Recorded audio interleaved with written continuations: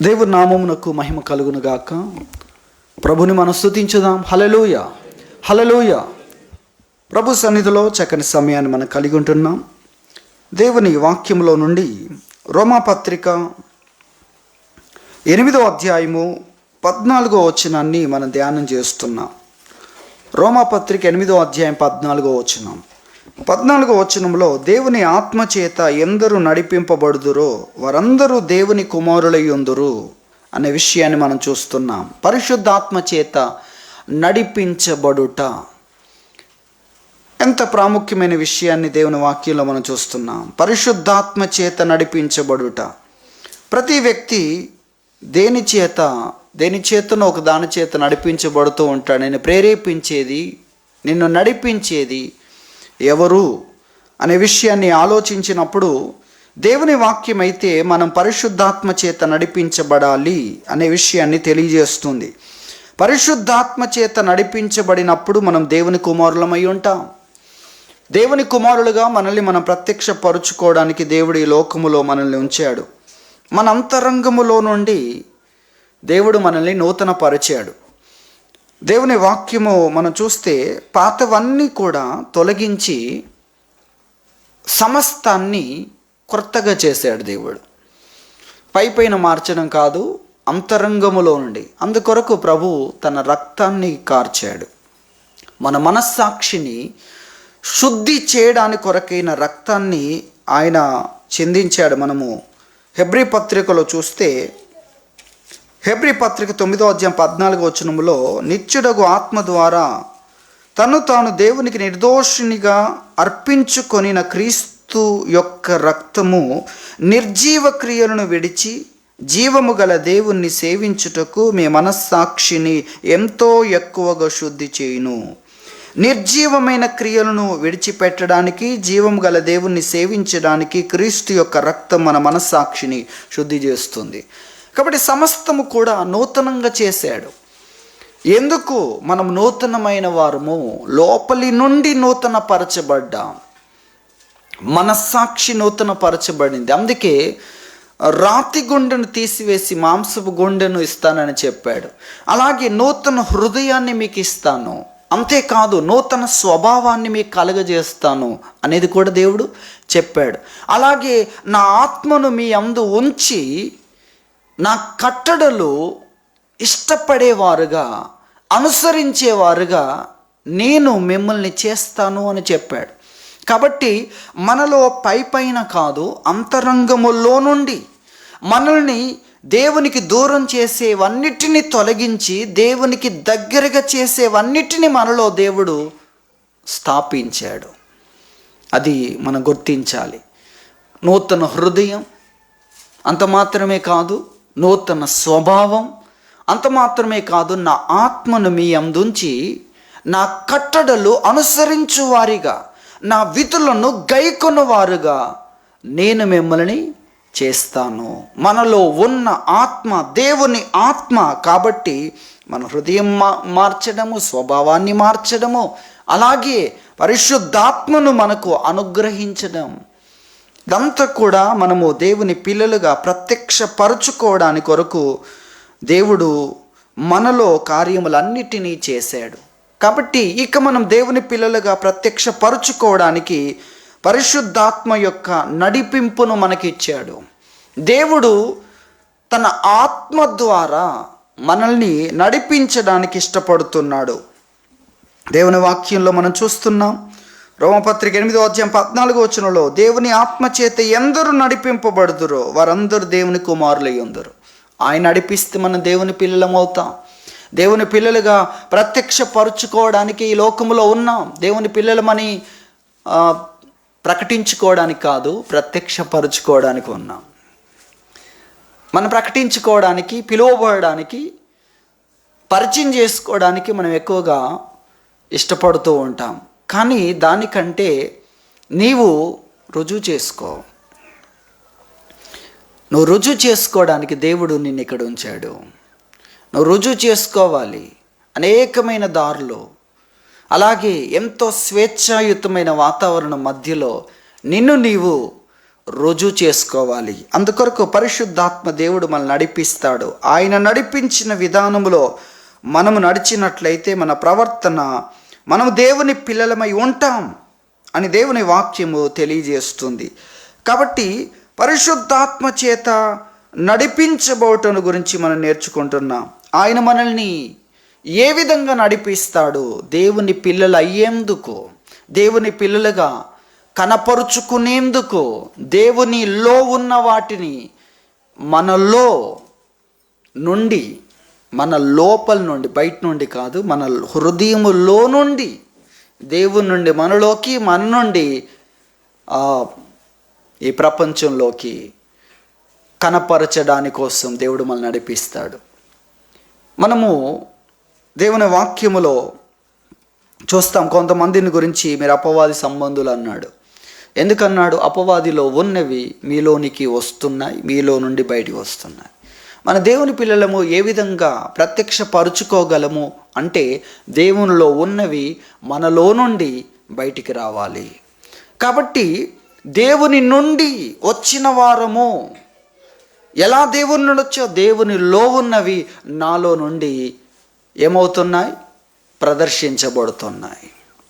నా లోపలి నుండి, మనస్సులో నుండి, హృదయంలో నుండి, ఆశల్లో నుండి, నిర్ణయాల్లో నుండి క్రియల్లో క్రియారూపకం అవుతుంది. అది దేవుని పిల్లలుగా మనల్ని నడిపించే విధానముగా మనం చూస్తున్నాం. అందుకే ఆయన మనల్ని దేవుని పిల్లలని ప్రత్యక్షపరచడానికి, చూపించడానికి మనకు సహాయపడతాడు.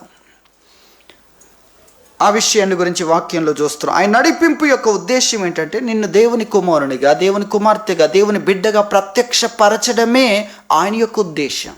రెండు విషయాలను మనం జ్ఞాపకం చేసుకున్నాం. ఒకటి, విశ్వాసము ద్వారా మనము దేవుని పిల్లలం. మన విశ్వాసం క్రీస్తునందు ఉంచినప్పుడు మన దేవుని పిల్లలం. కాబట్టి పరిశుద్ధాత్మ దేవుడు ఎప్పుడు కూడా మనలో ఉన్న మూల పదార్థాన్ని, విశ్వాసం అనే దాన్ని ఎక్కడ ఉంచమంటాడు? క్రీస్తు మీద ఉంచు. అదే ఆయన యొక్క నడిపింపు. రెండవదిగా దేవుని వాక్యంలో యోహాను రాసిన మొదటి పత్రిక 2వ అధ్యాయము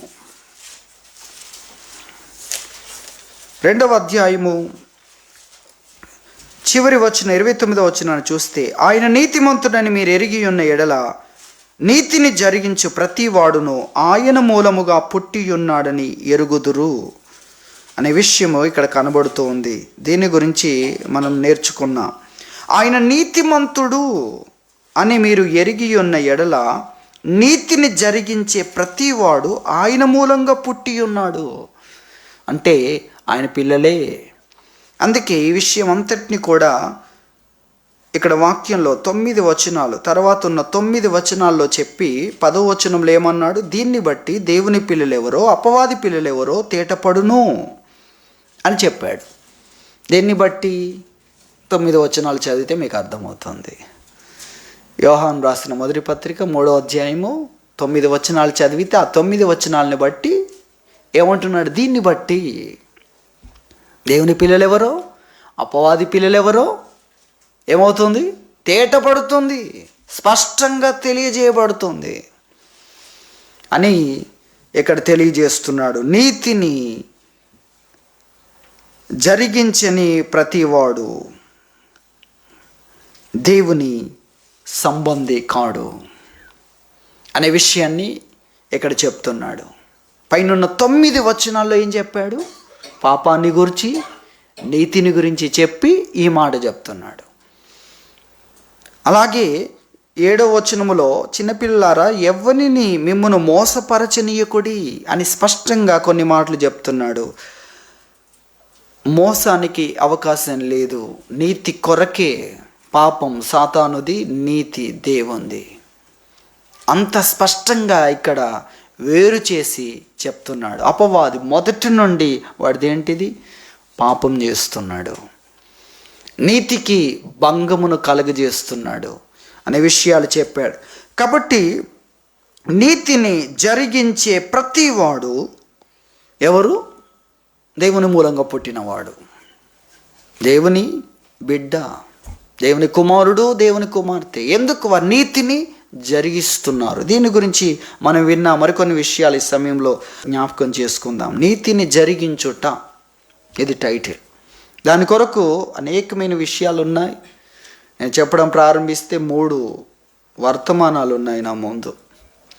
3 విభాగాలుగా 3 వర్తమానాలు ప్రత్యేకంగా. వాటన్నిటిని ఇప్పుడు నేను కలిపి ఈ తక్కువ సమయంలో మీకు గుర్తు చేయడానికి ఇష్టపడుతున్నాను.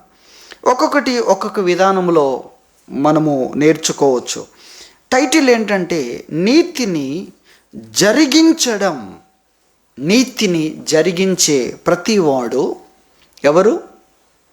దేవుని మూలంగా పుట్టినవాడు. అది మనం గుర్తించాలి. అందుకే ఇక్కడ 7వ వచనంలో 3వ అధ్యాయం 7వ వచనంలో ఎవనిని మిమ్మును మోసపరచనీయకుడి, ఆయన నీతిమంతుడై ఉన్నట్టు నీతిని జరిగించు ప్రతివాడు నీతిమంతుడు అనే విషయాన్ని చెప్పాడు. నీతిని జరిగించే ప్రతివాడు దేవుని మూలంగా పుట్టినవాడు అనే విషయాన్ని చెప్పాడు. దేవుని మూలంగా పుట్టిన వ్యక్తిలో ఆయన యొక్క బీజం ఉంది గనక అతడు పాపము చెయ్యజాలడు అన్న విషయాన్ని కూడా తెలియజేశాడు. కాబట్టి నీతిని జరిగించడానికే దేవుడు మనల్ని నడిపిస్తాడు. పరిశుద్ధాత్మ చేత నడిపించబడుట. ఏది ఆయన నడిపింపు అంటే నీతి కొరకు నేను ప్రేరేపిస్తాడు. నీతి కొరకు నీవు అంకితం అవ్వాలి. నీతిని నువ్వు జరిగించాలి. నీతిని నువ్వు వెదకాలి. నీతి నీ ద్వారా జరగాలి. అది దేవుని వాక్యం మనకు తెలియజేస్తున్న విషయం. దేవుడు ధర్మశాస్త్రం లేనప్పుడు, ఆ కాలాన్ని మీరు జ్ఞాపకం చేసుకునండి. మనకు నిర్గమకాండంలో ధర్మశాస్త్రాన్ని గురించి చూస్తే ఆదికాండంలో ఉన్న వారందరూ కూడా దేవుడు మనకు తెలియజేస్తున్న వ్యక్తులందరికీ ఏం లేదు? ధర్మశాస్త్రం లేదు. ఈరోజు ఎవరికైనా ఏదైనా చెప్తే ఎక్కడుంది అని అడుగుతారు. ఎక్కడుంది? ఎక్కడ రాసుంది? చూపించు నాకు. ఎలా ఉన్నారు? ఎలా తయారయ్యారు? చూపించిన దాన్ని కూడా ఇంకా మార్చి తిప్పే సమాజాన్ని కూడా చూస్తున్నాం. దాన్నే ఏమనాలిక? మీరు ఆలోచించండి. ఒకవేళ భ్రష్ట సమాజం అనవచ్చేమో. దేవుని వాక్యములో వ్రాయబడిన దాన్ని కూడా మార్చాలని చూసేవారు. వారికి ఇష్టమైనట్లుగా తిప్పాలని చూసేవారు. వాక్యములో వ్రాయబడి ఉన్నా కూడా అనుసరించని వారు ఇంకెలాంటి వారండి? అసలు వాక్యమే మనుషులకు ఇవ్వబడినప్పుడు, ధర్మశాస్త్రమే ఇవ్వబడినప్పుడు, దేవుని ఆజ్ఞలే మనిషికి ఇవ్వబడినప్పుడు ఆ జీవితాన్ని చూడండి, స్వేచ్ఛ అంతా వాళ్ళదే. దాని గురించి ఏమని చెప్పాలి? ఎవరిష్టం వాళ్ళదే. ఎలా ఉందండి? ఇక దారి అంటూ లేదనుకోండి, అది ప్రతిదీ దారి అనుకోండి, అలాంటి పరిస్థితి. దారి ప్రతిదాన్ని వేరు చేస్తుంది, అడ్డదారులన్నీ వేరు చేస్తుంది. కానీ దారే లేదనుకోండి, ఎవరు ఎటు నడిస్తే అదే దారి అనుకోండి. ఎంత అక్రమం! అటువంటి రోజుల్లో దేవుని ఆత్మచేత నడిపించబడిన వాళ్ళు ఉన్నారు. వారి జీవితమే ప్రపంచానికి దేవుని మార్గం అయ్యింది. వారి జీవితమే. బయట అంత స్వేచ్ఛ ఉన్న వారు దేవుని తట్టు చూశారు. ఎంత ఆశ్చర్యం! బయట అంత శోధనలు ఉన్నాయి, ఆకర్షించే విషయాలు ఉన్నాయి, ప్రేరేపించేవారు ఉన్నారు. నాకు సామెతల గ్రంథం 1వ అధ్యాయం 10వ వచనంలో పాపులు నిన్ను ప్రేరేపించగా ఒప్పకు అని అన్నాడు. పాపులు ఏం చేస్తుంటారు? ప్రేరేపిస్తుంటారు నిన్ను. మాతో కలువు, ఇదిగో నీకు ఇంత లాభం, మనందరికి ఒకటే సంచి. అక్కడ ఎలా ప్రేరేపిస్తారో అదంతా కూడా రాశాడు. అటువంటి సమయం నువ్వు ఒప్పుకోకు. ఎందుకంటే ఆ పరిస్థితుల్లో ఉన్న శాపములు వారికి తెలియదు. ఆ పరిస్థితులు వారిని ఎంత నష్టంలో నాశనంలో ముంచుతాయో వారికి తెలియదు అనే విషయాలు అక్కడ చెప్తాడు. కాబట్టి అటువంటి పరిస్థితుల్లో ధర్మశాస్త్రమే లేనప్పుడు వారు ఎలా ఉన్నారంటే ఇప్పటి సమాజాన్ని సవాల్ చేసే స్థితిలో ఉన్నారు. ఇప్పటి సమాజానికి మాదిరికరమైన స్థితిలో ఉన్నారు. ఎంత ఆశ్చర్యం! మీరు చూడండి, ఎంత ఆశ్చర్యం! మనము హేబేలు మొదలుకొని ఆలోచించినట్లయితే అనేక మంది భక్తుల్ని అక్కడ మనం చూస్తాం. అలాగే హనోకును గురించి మనం చూస్తాం. ఎంత ప్రత్యేకంగా ఉన్నాడు. ప్రపంచమంతా ఒకవైపు, అతడొక్కడే ఒకవైపు. అతడొక్కడే దేవునితో నడవడం, దేవునికి ఇష్టమైనవి తెలుసుకోవడం, ఆ విధంగా తన జీవితాన్ని నడిపించుకోవడం. 300 సంవత్సరాలు ఏం చేశాడు? దేవునితో నడిచాడు. కుటుంబ జీవితం ఉంది, భార్య పిల్లలు ఉన్నారు. ఇవేవి లేకుండా అరణ్యంలో ఉండి ఆ విధంగా కాదు, అన్ని విషయాలను కలిగి కూడా ఆ ప్రత్యేకత, నీతిని జరిగించుట, నీతి అంటే ఏంటో, దేవునికి ఇష్టమైంది ఏంటో, దాన్ని అంతటిని ప్రపంచానికి చూపించాడు. ఎంత ఆశ్చర్యం మీరు చూడండి. దేవుని నడిపింపు ఎలా ఉంటుంది? ఆయన మనల్ని నీతియుక్తమైన మార్గంలో నడిపిస్తాడన్న విషయాన్ని మనం గుర్తించాలి. అలాగే దేవుని వాక్యంలో మన నోవహును చూస్తాం. ఎంత ప్రత్యేకమైన వ్యక్తి.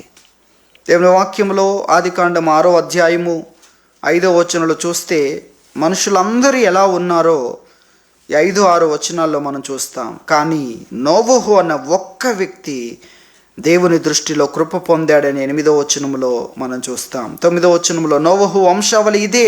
నోవహు నీతిపరుడు, తన తరములో నిందారహితుడునై ఉండెను, అతడు దేవునితో కూడా నడిచినవాడు అనే గొప్ప విషయాలు మనం చూస్తాం. 7వ అధ్యాయం 1వ వచనంలో దేవుడు మాట్లాడుతున్నాడు, ఈ తరం వారిలో నీవే నా ఎదుట నీతిమంతుడవై ఉండుట చూచి తిని. నీతిమంతుడు అడుగడుగున తాను ఆలోచించే విషయాల్లో, తాను స్వీకరించే విషయాల్లో, అంగీకరించే విషయాల్లో, ఎంపిక చేసుకునే విషయాల్లో, తాను అనుసరించే విషయాల్లో ఆలోచించడం కానీ, అలాగే ఆశించడం కానీ, అలాగే అంగీకరించడం కానీ, అలాగే అనుసరించడం కానీ, వీటన్నిటిలో కూడా అతడు ఎలా ఉన్నాడు? ఆలోచించడం మొదలుకొని అనుసరించడం వరకు కూడా ఈ విభాగాలన్నిట్లో కూడా అతడు నీతిమంతుడుగా ఉన్నాడు అన్న విషయాన్ని మనం చూస్తాం. అలాగే మనకు అబ్రహాము, ఇస్సాకు, యాకోబు, యోసేపు వీరందరూ కూడా ఎక్కడ కనబడతారు? ఆదికాండంలోనే. నిర్గమకాండంలో మనకు ధర్మశాస్త్రాన్ని దేవుడిచ్చాడు మోషే కాలంలో. మోషే కూడా ధర్మశాస్త్రానికి ముందున్న వ్యక్తే. అతని జీవితం కూడా ఎంత ఆశ్చర్యం. అతడు ఎలా ఉన్నాడంటే, అతని గురించి హెబ్రీ పత్రికలో మనం చూస్తాం కదా, ఐగుప్తు ధనం కంటే క్రీస్తు విషయమైన నింద గొప్ప భాగ్యం అని ఎంచుకున్నాడు. అలాగే అల్పకాలము పాపభోగం అనగా భోగం, విలాసవంతమైన జీవితం కంటే దేవుని ప్రజలతో బానిసగా మారి శ్రమ పడుట మేలు అనుకున్నాడు. ఎక్కడ రాసుంది? ఎక్కడుంది? ఐగుప్తులో అనుకున్నాడు అతడు. అలా ఐగుప్తు నుండి విడుదల పొంది ఆ ఎర్ర సముద్రం దేవుడు చీల్చి, ఆ తర్వాత ఎర్ర సముద్రం దాటి, ఆ తర్వాత అరణ్యంలోనికి వెళ్ళిన తర్వాత ఆ హోరేబులో, అక్కడ కదా ఆ సీనాయి కొండ అనే ఆ హోరేబులో, అక్కడ కదా దేవుడు తన ఆజ్ఞలు ఇచ్చింది. కానీ ఐగుప్తులోనే ఎలా ఉన్నాడు? ఆశ్చర్యం. అబ్రహాం, ఇస్సాక్, యాకోబుల గురించి కూడా హెబ్రీ పత్రిక 11వ అధ్యాయంలో చూస్తే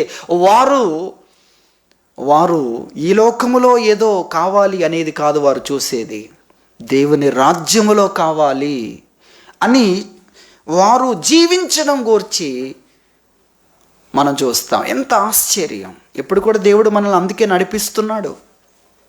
ఇక్కడ కూడా నీతిని గురించి చాలాసార్లు మనుషులు అనుకుంటూ ఉంటారు. దాంట్లో ఉన్న కొన్ని విషయాలు ఉన్నాయి. నీతిమంతునికి ఇక్కడ దేవుడు 100కి 100 రూపాయలు జీతం ఇస్తున్నట్లు కనిపించదు మనకు. నీతిమంతుని కలిగినది కొంచెమైనా అన్నాడు, కొంచెమే ఇస్తున్నాడు. మీరు ఒక మంచి ఇల్లు కట్టుకోవాలనుకున్నారనుకోండి, విలాసవంతమైన మంచి గృహాన్ని నిర్మించుకోవాలనుకున్నారనుకోండి, ఏం చేస్తుంటారు? మీకు వచ్చే దాంట్లో వాడుకునేది ఎంత, దానికోసం ప్రత్యేకించేది ఎంత? మీకు అర్థమవుతుందా? కొంతమంది ముందే ఇల్లు కొనుక్కొని తర్వాత కడుతూ ఉంటారు, లేక దాని కొరకు ప్రక్కన పెడుతున్నారు అనుకోండి. మీరు చాలా తక్కువ వాడుకుంటూ ఉంటారు, చాలా ఎక్కువ శాతం 75% మీరు ఏం చేస్తుంటారు? దాని కొరకు స్థిరపడే ఆ జీవితం కొరకు, ఆ పర్మనెంట్ దానికోసం మీరు కష్టపడుతూ ఉంటారు. ఇక్కడ తక్కువలో చాలనుకుంటారు. ఎందుకు ఈ చాలనుకునేది?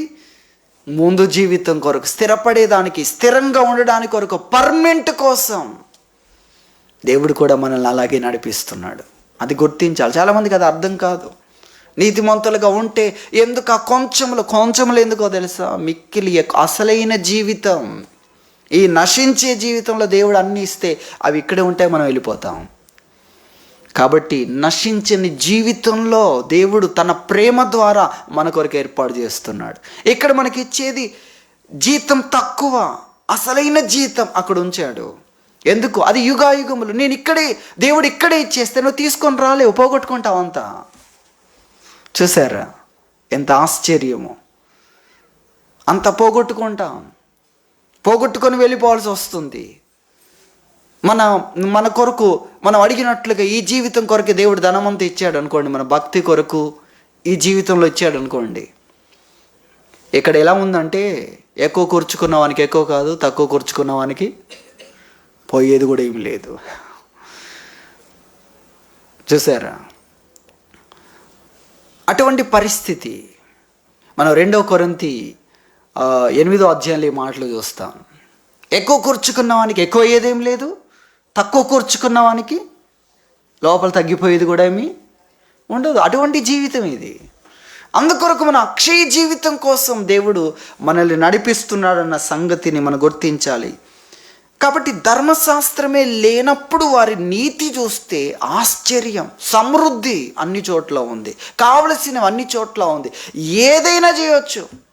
అటువంటి పరిస్థితులు కూడా కొన్ని దేశాల్లో, కొన్ని పరిస్థితులు ఇక్కడికంటే విస్తృతంగా ఏది కావాలన్నా దొరికే పరిస్థితుల మధ్యలో కొంతమంది వెళ్ళినప్పుడు వారు తెలుసుకున్నారు, ఇక్కడ దేవుని వాక్యానుసారంగా నీతిగా ఉన్నవాడే అసలైన నీతిమంతుడు అని కొంతమంది అన్నారు. మీకు అర్థమవుతుందా? ఎందుకంటే అక్కడ స్వేచ్ఛ ఎలా ఉంది? నువ్వు ఏదైనా చేయవచ్చు. అటువంటి స్వేచ్ఛ నీకు మనిషి లోపల ఉన్న ఆశలన్నీ తీర్చడానికి కొరకు ఏమైనా చేయగలిగినవన్నీ కూడా పెట్టారు. కానీ అక్కడ నువ్వు నీతిమంతునిగా, అక్కడ దేవుని భయము కలిగిన వాడుగా ఉంటేనే నిజమైన నీతిమంతుడు అని అన్నారు. కాబట్టి ధర్మశాస్త్రం లేనప్పుడు అక్కడ ఇది న్యాయము, ఇది క్రమము అనేదే లేనప్పుడు ఎవరు ఏది చేస్తే బలమున్నవాడిదే రాజ్యం అనుకునే పరిస్థితుల మధ్యలో వారు ఎంత నీతిమంతులుగా జీవించారంటే ఇప్పటి సమాజాన్ని సవాల్ చేయగలిగినంతటి అంతస్తులో వారు ఉన్నారు. ఎంత ఆశ్చర్యం! దేవుని వాక్యంలో రోమపత్రిక 8వ అధ్యాయంలో ఒక వాక్యాన్ని చదువుకుందాం. 8వ అధ్యాయము 3వ వచనం చూస్తే, శరీరమును అనుసరింపక ఆత్మను అనుసరించి నడుచుకొను మనయందు. మనం ఎవరమంటున్నాడు? శరీరమును అనుసరించేవారం కాదు. ఎవరిని అనుసరించేవారము? ఆత్మను అనుసరించేవారము. ఇప్పుడు దేవుడు మనల్ని శరీరం చెప్పినట్లు బ్రతికే జీవితంలో నుండి మనల్ని రక్షించాడు. మనం మారు మనసు పొందాం. ఏంటి మారింది? నేను శరీరం చెప్పినట్లుగల్లా అది చెప్పినట్లల్లా నేను చేయను, అది చూడమన్నట్లు చూడను, అది ఆలోచించమన్నట్లు ఆలోచించను, అది ఆశించమన్నట్లు నేను ఆశించను, అది అంగీకరించు అన్నట్లుగా నేను అంగీకరించను. శరీరం చెప్పినట్లుగా నడుచుకునే వ్యక్తిని కాదు. మరి ఎవరు చెప్తే నడుచుకుంటా? దేవుని ఆత్మ. ఆ ప్రత్యేకత మనలో ఉంది అని చెప్తూ, ఆత్మను అనుసరించి నడుచుకొను మనయందు ఏం జరగాలి? ధర్మశాస్త్ర సంబంధమైన నీతి విధి నెరవేరాలి అంటున్నాడు. నీకు అర్థమైందా? ఏం నెరవేరాలి మనలో? ధర్మశాస్త్ర సంబంధమైన నీతి విధులన్నీ నీ జీవితంలో క్రియారూపకం కావాలి. వాటన్నిటి ముందు నిలబడి నువ్వు దాన్ని చెయ్యాలి. ధర్మశాస్త్రములో దేవుడు నీతి విధులను ఇచ్చాడు. ఆ నీతి విధులన్నిటినీ నీ ద్వారా జరగాలి. ఏది వద్దని చెప్పాడు దేవుడు, అక్కడ నీవు ఆ దుర్నీతిని తిరస్కరించే వ్యక్తిగా నువ్వు నిలబడాలి. ఏది నీతి అని చెప్పాడో దాన్ని చేసే వ్యక్తిగా నీవు ఉండాలి. కాబట్టి శరీరమును అనుసరించక ఆత్మను అనుసరించి నడుచుకొను మన యందు ధర్మశాస్త్ర సంబంధమైన నీతి విధి ఏం కావాలి? నెరవేరాలి. ధర్మశాస్త్రం చెప్తున్న నీతి అంతా కూడా నీలో నెరవేరాలి. ఇంతకుముందు ప్రతి దాంట్లో తప్పిపోయాం, ఇప్పుడు ప్రతి దాంట్లో జయించి చూపించాలి. ఎందుకంటే ఇప్పుడు నీవు నూతనమైన వ్యక్తివి. హృదయాంతరంగములోండి దేవుడు మనల్ని మార్చాడు. అలాగే మనకు ఒక గొప్ప బోధకుడు మరియు సహాయకుడు, ఎన్నడూ విడువని వ్యక్తి, ఒక అతీతమైన సహాయం నిరంతరంగా మన కోసం ఇప్పుడు ఉంది. కాబట్టి ఇప్పుడేం చేయాలి? దేవుడు చెప్పిన నీతి విధులన్నీ చేసి చూపించాలి, చెయ్యాలి. వాటి గుండా దేవుడు మనల్ని నడిపిస్తాడు. ఆ నీతి విధి మనలో నెరవేరాలి. కాబట్టి నీతిని జరిగించాలి. అందుకొరకు నీతిని జరిగించడాని కోసం ఒక 5 విషయాలు మనం ఈ సమయంలో జ్ఞాపకం చేసుకుందాం. నీతిని జరిగించుట కొరకు మొట్టమొదటిగా మనము దుర్నీతిని తిరస్కరించేవారుగా మనం ఉండాలి. దేవుడు ఎటు నడిపిస్తాడంటే దుర్నీతిని తిరస్కరించమని నీకు బోధిస్తాడు. ఇది మొదటి విషయం. నీతి జరగాలంటే ఒక 5 విషయాలు మనం జ్ఞాపకం చేసుకుందాం. అందులో మొట్టమొదటి విషయం ఏంటి? దుర్నీతిని నువ్వు తిరస్కరించాలి. సాతాను దుర్నీతిని నీకు ఆఫర్ చేస్తూ ఉంటాడు. లేక మనుషులు కూడా కొన్నిసార్లు నీ లాభం కొరకు, ఏం లాభం? భౌతికమైన లాభం, ఆత్మకు నష్టం. కొంతమంది నీతిని చూడకుండా బంగారము, ధనము, వస్త్రాలు, సౌకర్యాలు అని వారి ఇష్టాల వైపు వెళ్ళినప్పుడు ఎంత దారుణంగా దెబ్బతిన్నారు. అందులో ఉన్న శాపం వారికి తెలియలేదు. దుర్నీతులు ఎంత శాపం! దేవుడు ఎందుకు వద్దన్నాడు? ప్రమాదం ఉంది అక్కడ. నీ కొరకు ప్రమాదం లేని వాటిని దేవుడు ప్రత్యేకించి పెట్టాడు. అందులో హానికరమైంది ఉండదు, పైగా ఆశీర్వాదం ఉంటుంది. కానీ దేవుడు వద్దన్న దాంట్లో నీకేవి కనిపించేది దాంట్లో ఉంటుందో ఉండదు అనేది ముఖ్యమైన విషయం. కానీ ప్రమాదాన్ని దాచిపెట్టడానికి మాత్రమే సాతాను వాటిని చూపిస్తూ ఉంటాడు. అది ఒక కవర్ మాత్రమే, లోపలిది ప్రమాదకరమైంది. ఎందుకంటే దేవుడు వద్దన్నాడు కదా. అది మనం గుర్తించాలి. కాబట్టి మొట్టమొదటిగా ఈ విషయాన్ని గ్రహించాలి. అందుకే భక్తులైన వారందరూ కూడా దుర్నీతికరమైన విషయాలన్నిటినీ వ్యతిరేకించిన వ్యక్తులుగా ఉన్నారు, తిరస్కరించిన వ్యక్తులుగా ఉన్నారు. యోసేపు పాపమును తిరస్కరించిన వ్యక్తిగా ఉన్నాడు. దానియేలు గురించి వాక్యంలో ఉంది, అతడు ఏ తప్పైనను నేరమైనను చేయువాడు కాడు. ఏ నేరమైనా చేయలేదు. అధికారులందరూ కలిసి మేమందరం ఇలా నిర్ణయించాం, ఇలా చేద్దాం, అప్పుడు మనము ఎంతో లాభం పొందొచ్చు అని దానియేలు దగ్గరికి వస్తే నేను మాత్రం దాన్ని ఖండిస్తున్నాను అని చెప్పాడు. ఏ నేరమైనా వారందరూ చేసిన ఈయన చేయలేదు. అందుకే అతన్ని గురించి ఏ తప్పైనను నేరమైనను చేయువాడు కాడు. వారందరూ అతన్ని ఇరికిస్తాం, ఏదైనా తప్పులో పట్టుకుందామని చూస్తున్నప్పుడు ఎక్కడ కూడా అతడు దొరకలేదు. వారందరూ కలిసి అతన్ని శోధించినా కూడా అతడు ఏ నేరమైనను తప్పైనను చేయువాడు కాడు. వాటన్నిటిని తిరస్కరించాడు. ఇది మొట్టమొదటి విషయం. అసలుపై రెండో దొంగను గురించి కూడా మనం చూస్తున్నాం. ప్రభును శోధిస్తూ ఉంటే అతడు ఏం చేశాడు? గద్దించాడు. ఆ మొదటి దొంగను గద్దించాడు. నీవు అదే శిక్షా విధిలో ఉన్నావు, నువ్వు తప్పు చేసి మనకైతే ఇది న్యాయమే, కానీ ఆయన ఏ నేరం చేయలేదు, నీవు ఆయన్ను శోధిస్తున్నావు అనే విషయాన్ని అతడు అక్కడ గద్దించాడు. అనే విషయాన్ని అక్కడ మనం చూస్తున్నాం. మొదటి దొంగను గద్దించాడు. కాబట్టి దుర్నీతిని తిరస్కరించడం వైపు దేవుడు మనల్ని నడిపిస్తాడు. మన జీవితంలోనికి మనం అంగీకరించకుండా దాన్ని తిరస్కరించడం, ఇందులో ఎంతో లాభం ఉంది, నీకు ఇంత ధనం కలుగుతుంది, ఇంత సౌకర్యం కలుగుతుంది, ఇదిగో నీ అవసరతలు ఇన్ని తీరుతాయి. అవసరాలు తీరితే లాభం ఏంటి? ఆలోచించండి. నీతిలో శాశ్వతమైన ప్రయోజనం ఉంది. దుర్నీతిలో తాత్కాలికమైన లాభము కనిపించవచ్చు అది, కానీ దాని తర్వాత వచ్చే నష్టము ఎంత పెద్ద ఎత్తున ఉంటుంది మీరు ఆలోచించండి. దేవుడు మనల్ని నీతి కొరకు నడిపించేవాడై ఉన్నాడు. కాబట్టి దుర్నీతిని తిరస్కరించిన వైపు నడిపిస్తాడు. అప్పుడు నీతిని మనం జరిగిస్తాం.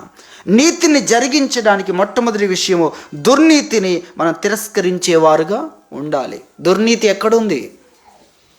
దుర్నీతి ఎక్కడుంది? అన్ని విషయాల్లో దుర్నీతి అనేది కనబడుతుంది. ఈరోజు కల్తీ ఎక్కడుందని చూస్తే దేంట్లో లేదండి. కల్తీ ఎక్కడుందని ఒకసారి మీరు వెతకడానికి ప్రయత్నించండి. అసలు దేంట్లో లేదు కల్తీ. నూనె కనపడుతుంది, నూనెలాగా ఉండదు. చివరికి చిన్న పిల్లలకు సంబంధించిన పదార్థాలు కూడా, చిన్న పిల్లలకు సంబంధించిన విషయాల్లో కూడా కల్తీ ఎలా ఉందో మనం చూస్తున్నాం ప్రస్తుత సమాజంలో. కాబట్టి దుర్నీతి ఎక్కడుంది? అన్ని విషయాల్లో మనుషులకు కావాలి అనుకుంటున్న వాటన్నిటిలో కూడా దుర్నీతి నుంచి సాతాను వాటిని తీసుకొని వస్తూ ఉంటాడు మన జీవితంలోనికి రావడానికి. వాటన్నిటినీ మనం తిరస్కరించాలి. దుర్నీతి దేంట్లో ఉందో, నీతి దేంట్లో లేదో దాన్ని అంతటిని కూడా తిరస్కరించాలి. ఇది మొదటి విషయం.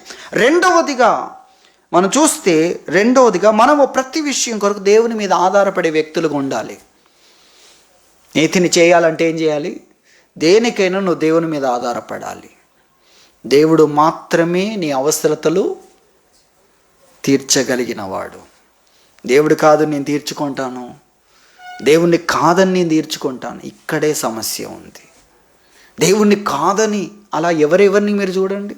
దేవుణ్ణి కాదని దేవుని కొరకు ఎదురు చూడకుండా సమయంలో వచ్చేంతవరకు సౌలు ఆగలేదు. ఏం చేయగలిగాడు? అసలు ఏం చేస్తాడు? చేయడానికి అతని దగ్గర ఉన్న ఎవరి దగ్గర కత్తి లేదు. అసలు అక్కడ జరిగే విషయాలు చూస్తే ఇతడు దేవుని మీద చనిపోతే ఇక్కడే చనిపోవాలని ఉండాలి.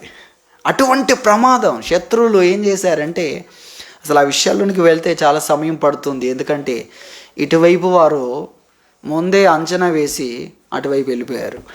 ఇది కూడా ఉంది. ఇటువైపు వారు కొంతమంది అటుపక్షం వారయ్యారు.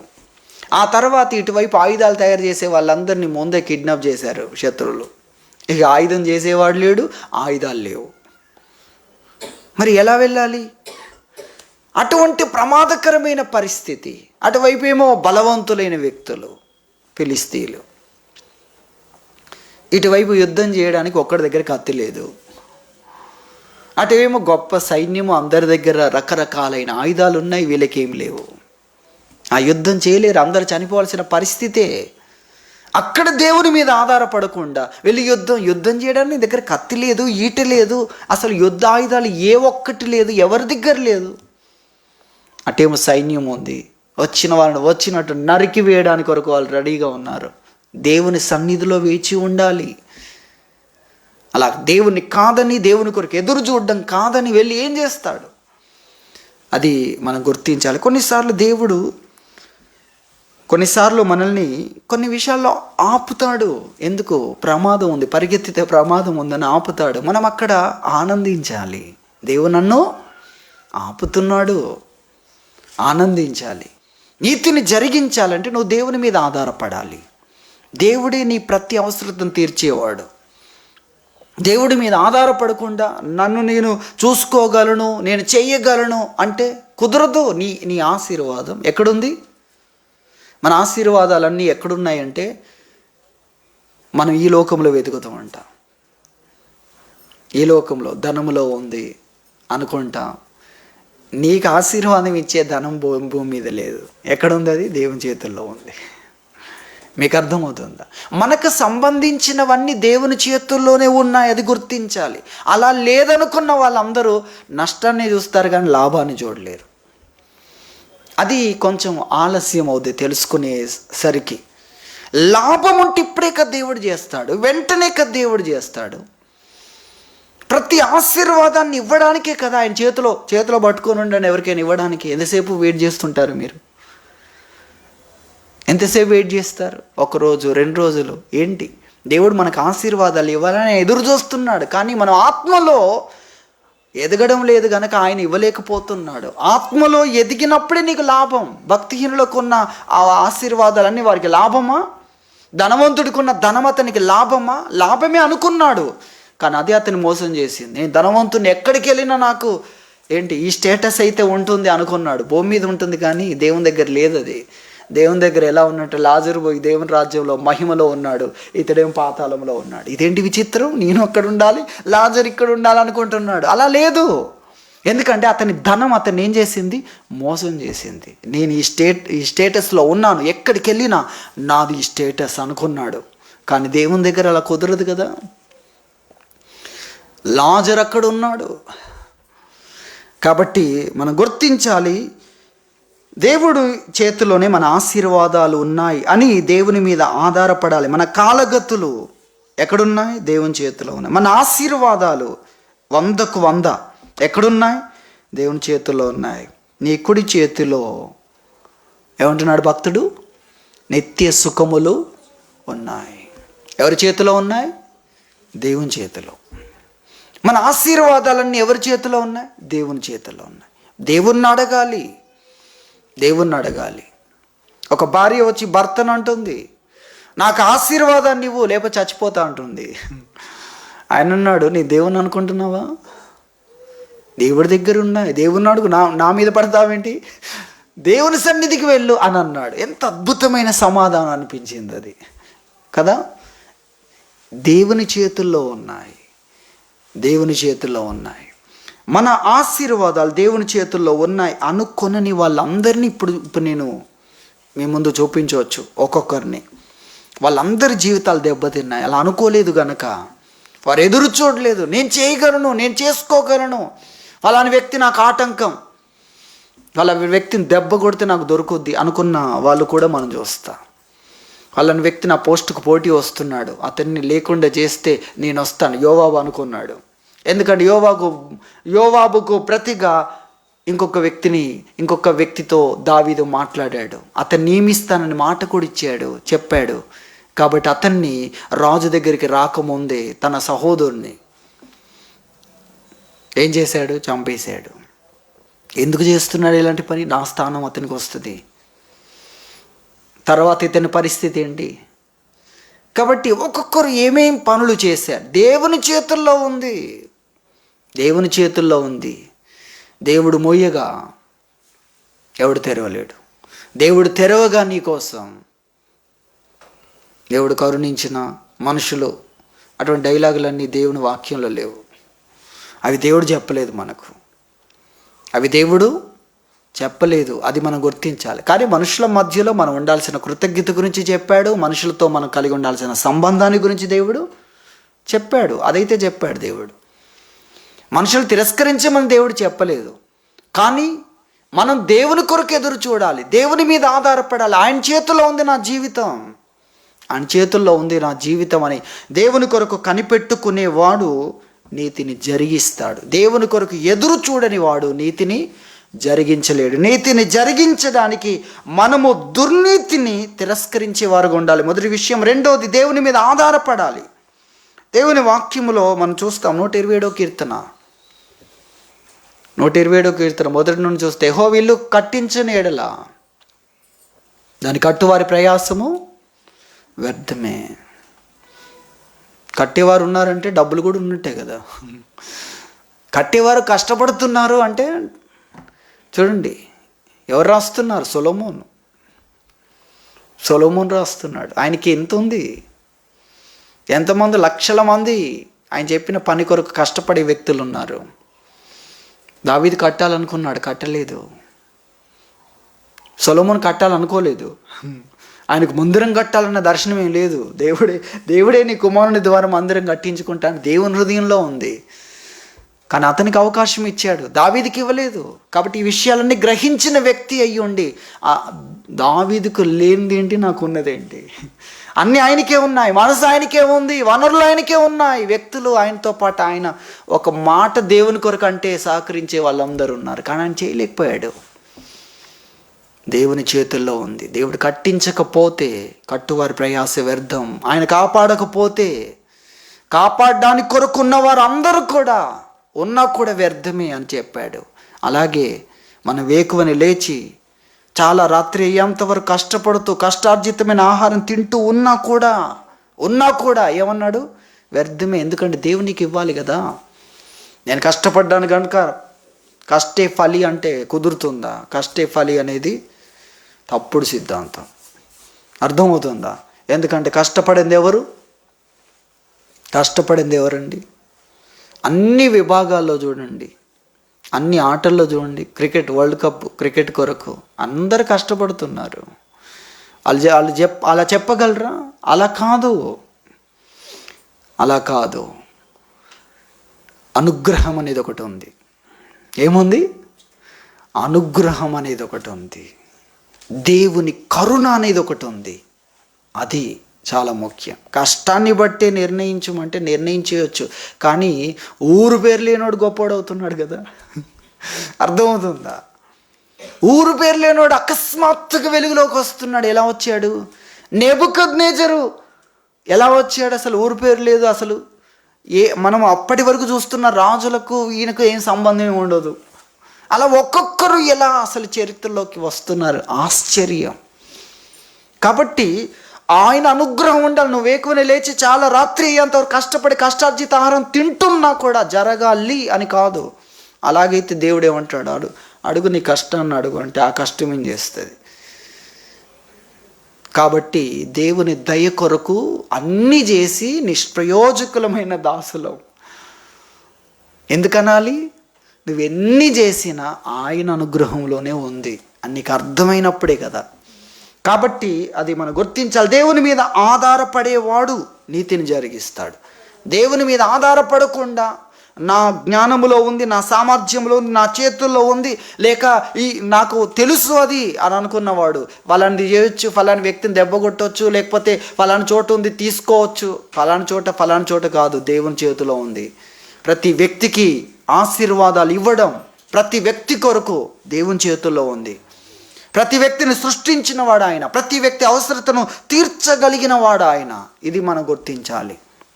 దేవుని మీద ఆధారపడాలి అనే విషయాన్ని గురించి మనం చూస్తాం. ఒక వాక్యాన్ని దీని కొరకు మనం చదువుకుందాం. ప్రసంగి గ్రంథం 2వ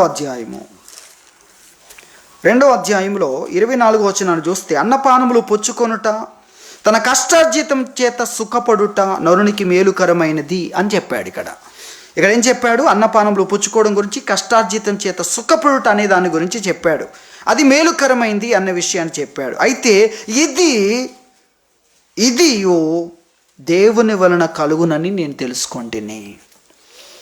అన్నపానాలు పుచ్చుకోవడం కూడా ఎవరి వల్ల కలుగుద్ది? మేలుకరమైంది అన్నపానములు పుచ్చుకొనుట, అలాగే తన కష్టార్జితం చేత సుఖపడడం. తన కష్టార్జితం.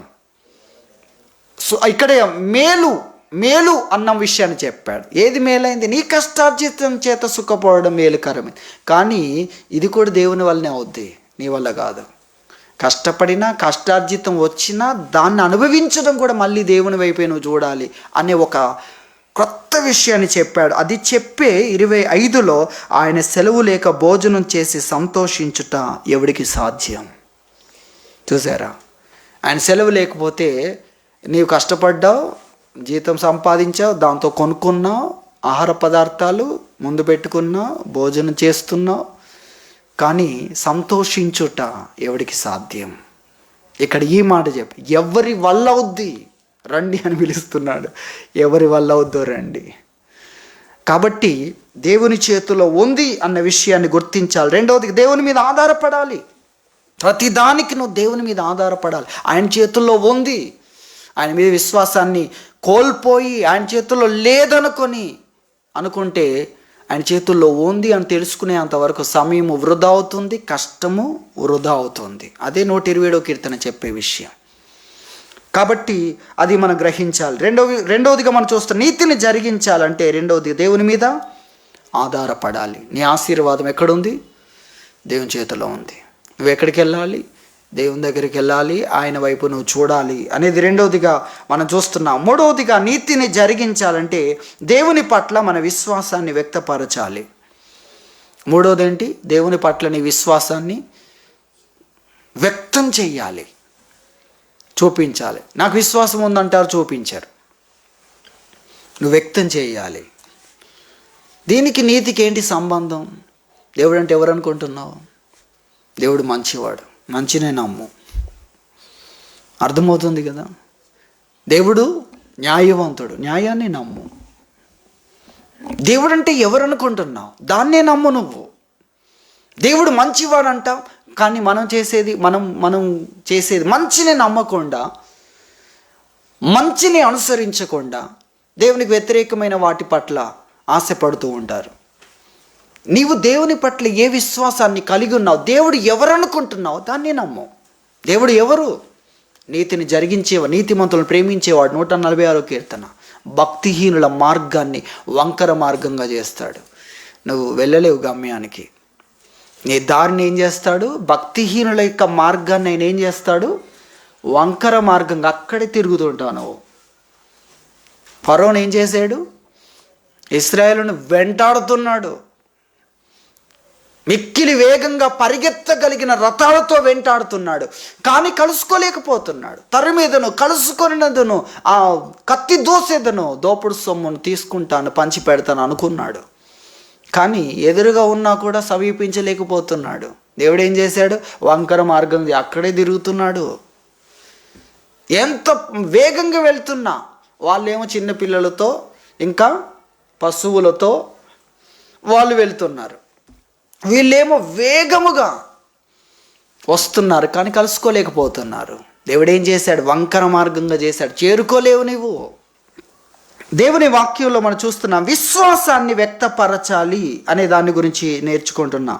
దేవుని గురించి హెబ్రీ పత్రిక 1వ అధ్యాయం 9వ వచనంలో మనం చూస్తే, ఆయన నీతిని ప్రేమించాడు, దుర్నీతిని ద్వేషించెను అనే విషయాన్ని మనం చూస్తున్నాం. నీతిని ప్రేమించేవాడు దుర్నీతిని ద్వేషిస్తాడు. ఆయన దుర్నీతిలో ఒక వ్యక్తి ఉంటే ఆయన ఏం చేస్తాడు? ద్వేషిస్తాడు.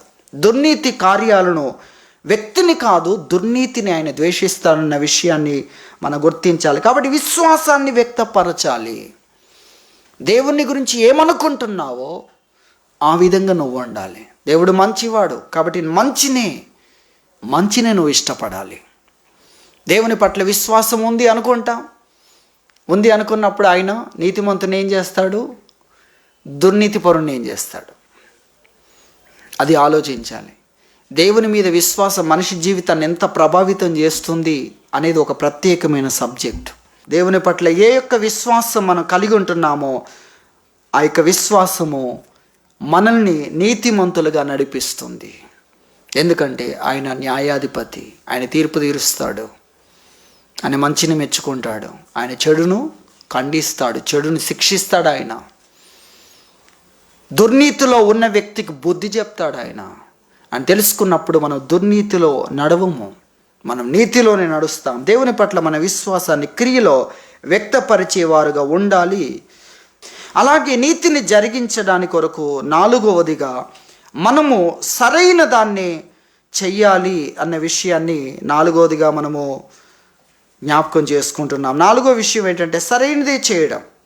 నీతిని జరిగించాలంటే సరైనదే మనము చేసేవారుగా ఉండాలి. సరైనదే చేసేవారుగా ఉండాలి. దేవుడు సరైన దాన్నే మన ముందు మనకు ప్రపోజ్ చేస్తూ ఉంటాడు. సరైన దాని యొద్దకే మనల్ని ప్రేరేపిస్తాడు, నడిపిస్తాడు. సరైన వాటినే మన ఆలోచనలోనికి తీసుకొని వస్తాడు. సరైనవే ఆలోచించమంటాడు, సరైన వాటిని వెదకమని దేవుడు చెప్తాడన్న విషయాన్ని మనం గుర్తించాలి. సరైనవి చేసినప్పుడు కొన్నిసార్లు కొన్ని ఆశీర్వాదాల విషయంలో ఆలస్యం అవుతూ ఉంటుంది. సరైనవి చేసినప్పుడు కొన్నిసార్లు జీతం అనేది తక్కువగా, ఇంతకు మొదట మనం విన్నట్లుగా సరైనవి చేస్తున్న వారి యొక్క పరిస్థితులు అంతంత మాత్రంగా ఉన్నవి కొన్ని కనబడుతూ ఉంటాయి. లేదా ఎక్కువ మంది దేవుడు అలా ఉంచాడు అనుకోండి. ఎందుకు అంటే నిత్యత్వం కొరకు. అసలైన జీవితం ఇక్కడ లేదు, ఇది మీరు గుర్తించాలి. అసలైన జీవితం ఇక్కడ లేదు. ఆయన వచ్చి అసలైన జీవితాన్ని ప్రారంభిస్తాడు. అసలైన జీవితం కొరకు మనం ఏం చేస్తున్నాం? ఎదురు చూస్తున్నాం. కాబట్టి సరైనవి చేసే వారి జీవితాల్లో దేవుడు జీతమును ఏం చేస్తున్నాడంటే తన చేతుల్లో ఉంచాడు. ఇక్కడ మనకు పని ఉంది. జీతం ఎక్కడుంది? దేవుని చేతుల్లో ఉంది. పనిలో జీతాన్ని కోరుకుంటాం మనం. పని చేశాక కదా జీతం. పనిలో పని మీదనే దృష్టి పెట్టాలి. మనము నీతి మీదనే దృష్టి పెట్టాలి, సరైన దాని మీదనే దృష్టి పెట్టాలి. దానికి తగిన జీతం ఎవరిస్తారు? దేవుడిస్తాడు. తర్వాత సరైన పని ఒక్కటి చేసినా కూడా నీ జీతం శాశ్వతంగా ఉంటుంది. కానీ సరైన పనులు చేయలేదనుకోండి, అవి 100 చేసినా కూడా అవన్నీ ఏమైపోతాయి? క్షయమైపోతాయి. శరీరేచ్ఛను బట్టి విత్తువాడు నాశనమను పంటను కోస్తాడు అని వాక్యంలో ఉంది. ఆత్మను బట్టి విత్తువాడు నిత్య జీవం అనే పంటను కోస్తాడని గలతీ పత్రిక 6వ అధ్యాయంలో మనం చూస్తాం. కాబట్టి దేవుడు సరైన వాటి కొరకు మనల్ని నడిపిస్తున్నాడు. ఎందుకంటే శాశ్వతముగా వాటి యొక్క జీతాన్ని, ప్రతిఫలాన్ని మనం అనుభవించాలి అని. కాబట్టి సరైన వాటినే మనం ఈ లోకములో చేయవలసిన వారమై ఉంటున్నాం. సరైనదా కాదా ప్రతిది కూడా ఆలోచించాలి. నీతియుక్తమైనదా, న్యాయమైనదా కాదా అని ఆలోచించి సరైనవి మాత్రమే మనము చేసేవారుగా ఉండాలి. కాబట్టి ఈ లోకములో దేవుడు మనకు ఒక ఉద్యోగాన్ని, ఒక పనిని కల్పిస్తున్నాడు. అదేంటంటే సరైన పనిను చేయి. ఇదే మన ఉద్యోగం. ఇక్కడ మన ఉద్యోగం ఏంటి? దేవుని పక్షాన మన ఉద్యోగం ఏంటి? దేవుని పిల్లలుగా మన పని ఏంటి? సరైన వాటిని చేయడం. దానికి దేవుని యొద్ద మనకేముంది? జీతం ఉంది.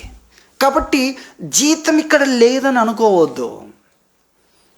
చాలామంది అలా అనుకుంటున్నారు. నీతిమంతులకు జీతం లేదనుకుంటున్నారు. ఎవరు చెప్పారు నీకు నీతిమంతులకు జీతం లేదని? వారికి అసలైన జీతం ఉంది. దేవుడు దాన్నే కదా తీసుకొని వస్తున్నాడు. అసలైన జీవితాన్ని ఆయన మాత్రమే ఇవ్వగలడు. ఏ స్థానములో ఉంచాలి, ఏ స్థాయిలో ఉంచాలి, ఎక్కడ ఉంచాలి అనేదంతా ఆయన నిర్ణయిస్తాడు. పని మాత్రం మనకి ఇచ్చాడు. ఇక్కడ మన పని ఉంది, పనిలో ఉన్న, మన జాబులో ఉన్న, అది మన జాబు. ఏంటది?